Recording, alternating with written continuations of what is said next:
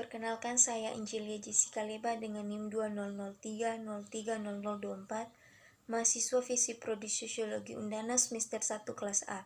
Pada kali ini saya akan menjelaskan review teori paradigma sosiologi dalam buku Sociological A Very Short karya Steve Bruce. Saya akan menjelaskan dari bab pertama. Yang pertama, latar belakang. Disiplin akademis yang lebih lama mapan mencemoohnya sebagai tipuan pendatang baru, tetapi mengadopsi perspektifnya.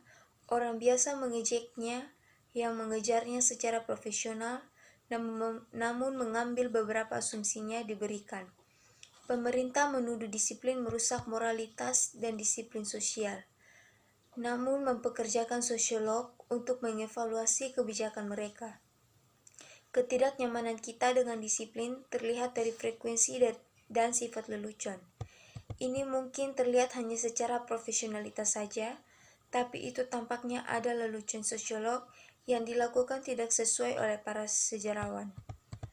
Untuk alasan yang akan menjadi jelas, ilmuwan sosial merasa lebih sulit untuk setuju daripada yang dilakukan ilmuwan alam. Peneliti di ujung tombak fisika misalnya mungkin membantah dengan ganas, tetapi itu sudah cukup konsensus di antara pekerja perjalanan disiplin untuk mengantar buku teks fisika untuk menyatakan dengan otoritas pengetahuan dasar itu diterima oleh perdagangan. Sebaliknya, teks pengantar ilmu sosial sering menggambarkan subjek mereka sebagai serangkaian perspektif yang saling bersaing. Ada manfaatnya menekankan apa yang memisahkan kita dengan mengambil secara spesifik penekanan pada kesimpulan logis mereka. Kita dapat dengan mudah melihat argumen yang perlu diselesaikan jika kita ingin menjelaskan ini atau itu aspek dunia sosial. Yang kedua, tujuan. Review ini akan membahas tentang status sosiologi dalam kehidupan masyarakat, proses konstruksi sosial, penyebab dan konsekuensi sosiologi dalam dunia modern, dan pandangan yang keliru tentang sosiologi. Bab 2. Tinjauan teori. Yang pertama, status sosiologi. Ilmuwan dan filsuf ilmu pengetahuan telah mencoba untuk menentukan apa yang membedakan sains modern yang sukses dari jalan buntu, seperti mencoba menghasilkan emas dari batu atau bacaan masa depan kita di bintang. Sayangnya, semua upaya seperti itu gagal menghasilkan garis demarkasi yang tidak ambigu. Sering ditemukan bahwa kehidupan kerja sains gagal untuk mencocokkan gambar yang dilukis oleh filsuf. Sayangnya, tidak kurang sederet ciri-ciri itu lebih mungkin ditemukan dalam astronomi daripada astrologi. Misalnya, sementara kita tidak bisa dengan kepastian mutlak membagi ide tentang dunia material menjadi ilmu dan ilmu semu, kita masih bisa untung berbicara tentang hal-hal yang lebih atau kurang ilmiah. Teori ilmiah yang baik harus sesuai dengan bukti.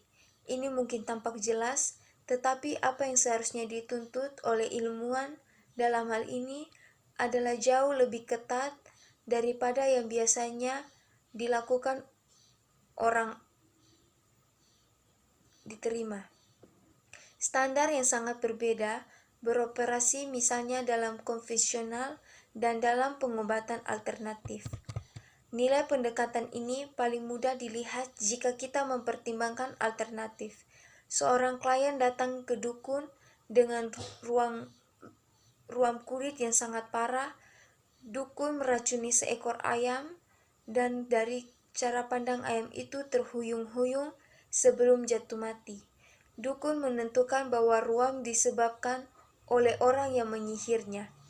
Klien diberi jimat dan diberitahu bahwa jika dia memakainya selama seminggu, mantra akan pecah dan ruamnya akan hilang.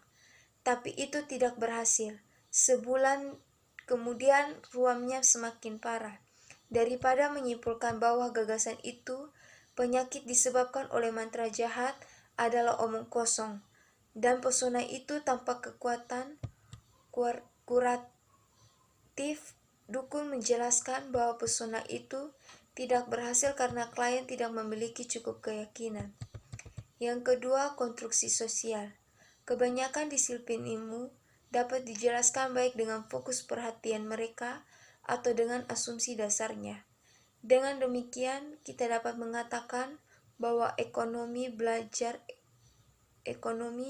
atau kita dapat mengatakan bahwa ekonom berasumsi bahwa prinsip dasar perilaku manusia adalah keinginan untuk memaksimalkan jika kita dapat membeli produk yang sama di dua toko. Dengan dua harga berbeda, kami akan membeli yang lebih murah. Dari asumsi sederhana itu dan jaringan asumsi yang semakin kompleks berputar. Demikian pula, kita dapat menggambarkan sosiologi sebagai studi tentang struktur sosial dan institusi sosial. Dan pekerjaan sosiologis sering dibagi menjadi seperti itu. Topik sebagai struktur kelas masyarakat modern, keluarga, kejahatan, dan penyimpangan agama, dan sebagainya. Yang ketiga, penyebab dan konsekuensi. Kenyataan dikonstruksi secara sosial, ia tidak kurang memiliki sifat yang abadi dan menindas kualitas karena bagian yang salah satu dari kita mainkan dalam konstruksi itu sepele. Bahkan secara sadar, pemberontakan kita melawan ketertiban, pelarian kita upaya cenderung mengikuti garis yang telah ditentukan sebelumnya. Salah satunya dengan cara itu, sosiologi berbeda dari akal sehat dan menantang citra kesukaan kita tentang diri kita sendiri sebagai pencipta pikiran dan tindakan kita sendiri. Namun, jika ingin ada penjelasan tentang perilaku manusia, pasti ada menjadi pola hidup yang teratur. Dan keteraturan itu setidaknya sebagian akan terjadi disebabkan oleh kekuatan di luar kendali dan kognisi kita. Paradoks antara kebebasan dan kendala diungkapkan dengan rapi oleh Karl Marx ketika dia mengatakan bahwa kita membuat nasib kita sendiri, tetapi tidak dalam keadaan pilihan kita sendiri. Bagian membuat nasib kita mudah dilihat, seperti halnya kendala yang lebih langsung. Saya memutuskan kemana harus mengemudi pada hari Minggu sore hari, dan saya sadar bahwa cara saya mengemudi dipengaruhi oleh lalu lintas peraturan. Tetapi sebagian besar dari siapa kita dan apa yang kita lakukan memiliki tujuan sosial yang tidak jelas.